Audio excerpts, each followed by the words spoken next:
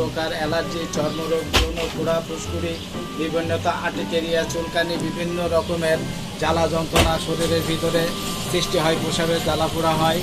এখন এই সিরাপটি আপনারা খাবেন, মোসাফি। এই মোসাফি সিরাপ খেলে আপনারা সুস্থ হয়ে যাবেন। আর আমাদের এখানে এই ওষুধটা পারেন।